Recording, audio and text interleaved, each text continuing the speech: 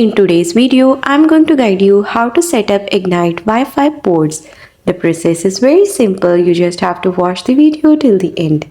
First, make sure your Ignite Wi-Fi Gateway is already installed and working. Then download and sign into the Ignite HomeConnect app with your Rogers account.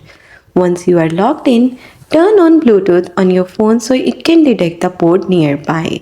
Open the application, then tap Account. In the account, you will see option Activate Ignite Wi-Fi Ports. Choose it and follow the prompts. Plug your port directly into a wall outlet. Do not use a power bar or extension cord. Then select Plugged in, Ready to Go in the application. Keep in mind that keep your phone close to the port while it connects via Bluetooth to complete setup. You can also name your phone in the app to keep track of it easily. Over the next couple of days, your network will automatically optimize for the best signal.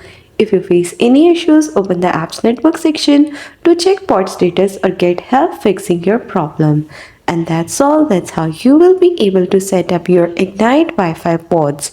Thanks for watching. Don't forget to like and subscribe.